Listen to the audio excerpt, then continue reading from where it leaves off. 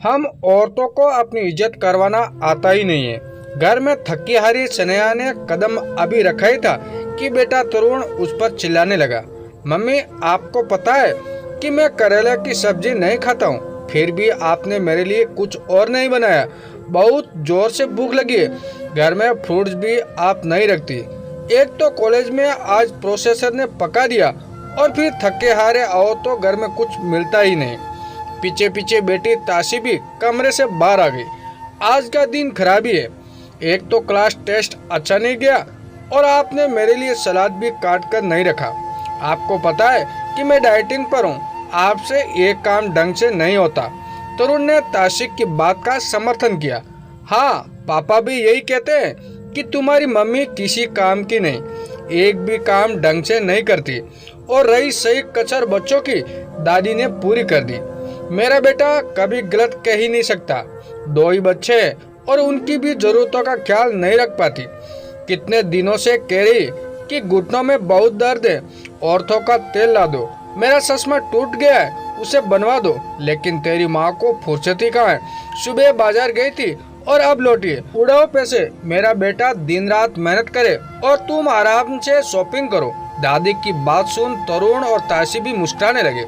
ये देख स्नेहा को गुस्सा तो बहुत आया, लेकिन कुछ नहीं बोली। वो वैसे ही बहुत थकी थी और उन सबको बोलकर या डांटकर अपने आप को और थकाना नहीं चाहती थी। किचन में जाकर पानी पिया, फिर उसने अपने हैंडबैग से सासू जी का चश्मा निकाला और उनको दे दिया। शॉपिंग बैग से औरतों का तेल निकालकर उनके सामने रख दिया। फ्रूट्स निकाला और धोकर फ्रूट बास्केट में रख दिया। बाजार से लाई सब्जियां निकाल बेटी के लिए सलाद काटकर उसे दे दिया और फिर कमरे में चले गए। जरा सा कुछ कहो, नहीं तुम्हारी मम्मी का मुंह फुला लेती है। मेरा सामान लाकर कोई एहसान नहीं किया। मेरे बेटे की कमाई से लाई हो और यही सब पहले कर देती तो हम भी गुस्सा नहीं करते।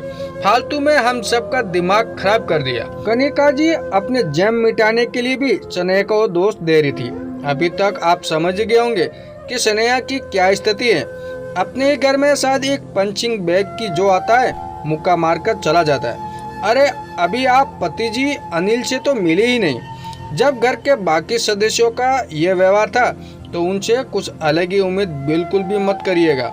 शाम को घर आते ही कनिका जी ने दिन का सारा ब्यौरा बेटे को सुना दिया कि स्नेहा की वजह से तरुण और ताशी भूखे रह गए और बाजार से लेट आई तो वो भी दवा समय से नहीं खा पाई।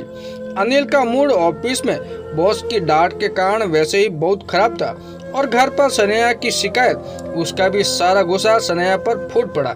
यार तुम करती क्या हो घर में? मैं ऑफिस में बॉस की डांट सुनूं और घर आकर तुम्हारी काम चोरी की शिकायतें सुनूं। किसी काम की नहीं हो। मेरा घर अगर तुमसे नहीं संभाला जा रहा है तो साफ साफ कह दो, मैं नौकर रख लेता हूँ। कम से कम इस रोज रोज की शिकायतों से बच जाऊंगा। स्नेहा जिसने अपनी 20 साल की शादी में सिर्फ पति, बच्चे और सासू जी और उनके रिश्तेदारों को खुश करने में बिता दिया, आज ये सुनकर उसकी भी सहन की शक्ति पूरी तरह से खत्म हो गई।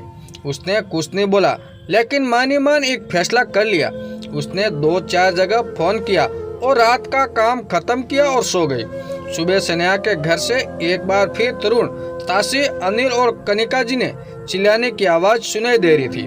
मम्मी मेरा दूध ब्रेड कहाँ है? मुझे आज ओट चाहिए। बहू मेरे लिए आज उपमा बना देना। स्नेहा मेरा टिफिन और नाश्ता कहाँ है? स्नेहा किचन से निकल कर आई।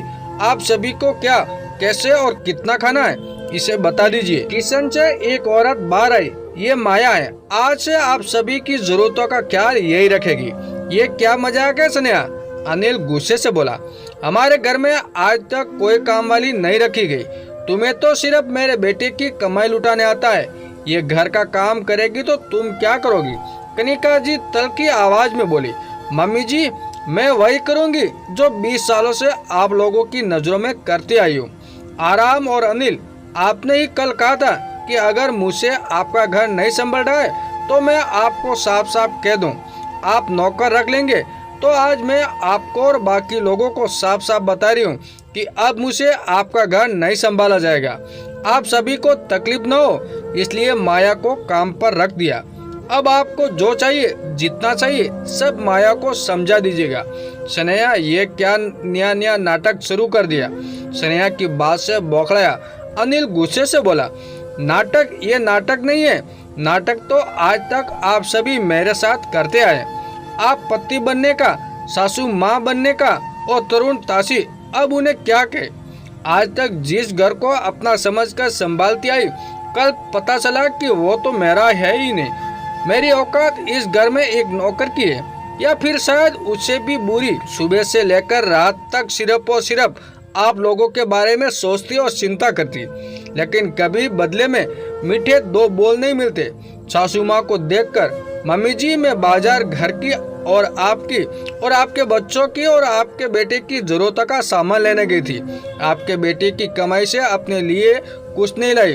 थकी हारी धूप में घर आई, किसी ने एक गिलास पानी भी नहीं पूछा। उल्टा शिकायतों का बैग लेकर सब शुरू हो गए। मुझ पर चिल्लाना। तरुण के कॉलेज में कुछ गलत हुआ तो उसका गुस्सा मेरे ऊपर निकाल दिया। ताशी का पेपर खराब हुआ तो उसने भी अपना गुस्सा मुझ पर निकाल दिया। अनिल को बॉस से डांट पड़ी तो उसका भी फ्रस्ट्रेशन मुझ पर निकाल दिया। और मम्मी जी, इन्हें पता नहीं मुझसे कौन से जन्म की खुनुस है। कभी आज तक प्यार के दो मीठे बोल नहीं बोले। नहीं, आप सभी ने मुझे पंचिंग बैग समझ लिया, जिसका मन करता आता है और अपनी भड़ास और चिड़ापन निकाल कर चल देता है। हर बात मुझ पे और मुझे चिढ़क दिया जाता है। कभी भी आप लोगों ने मुझसे पूछा कि तुम्हें कोई तकलीफ है, तुम्हारी कोई साथ है? इसमें आप लोगों की कोई गलती नहीं, क्योंकि हम औरतों को अपनी इज्जत करवाना आता ही नहीं। मम्मी जी, आपका बेटा अगर ऑफिस में मेहनत करता है तो मैं भी दिन रात घर में मेहनत करती हूँ। आपका बेटा सुबह 9 बजे से लेकर शाम को 5 बजे तक नौकरी करता है, जिसमें संडे के अलावा और भी छुट्टी मिलती है, लेकिन मैं 24 घंटे और वो भी बिना छुट्टी के लिए आपके बेटे का घर संभालती हूँ। सबको उनकी जरूरतों का हर चीज सही तरीके से मिल जाता है, फिर भी मुझे कहा जाता है कि मैं किसी काम की नहीं और न ही मैं ढंग से काम करती हूँ। इसलिए मैं आज और अभी से आपके घर की जिम्मेदारी छोड़ रही हूँ। अपने कमरे में जाते हुए स्नेहा पलट कर बोलती है, अनिल, औरत सारी जिंदगी अपने वजूद को भुलाकर मकान को घर बनाने में लगा देती है और बदले में सिर्फ यही साथ रखती है कि घर के सभी सदस्य उसे सम्मान दे, उसे प्यार के दो बोल बोले। लेकिन अफसोस, मैं पूरे घर की जरूरतों का ख्याल रखती हूँ, लेकिन तुम सब मिलकर भी अकेली मेरा ख्याल न रख सके। सभी की आंखें शर्म से झुक गई। शशि तो कहा था स्नेहा ने, सभी ने जाने अनजाने में उसे पंचिंग बैग समझ लिया था। अगर आपके घर वाले भी आपके साथ यही व्यवहार कर रहे हैं तो आप भी पंचिंग बैग बनना बंद कर दे। आपको हमारी कहानी कैसी लगी कमेंट करके जरूर बताएं।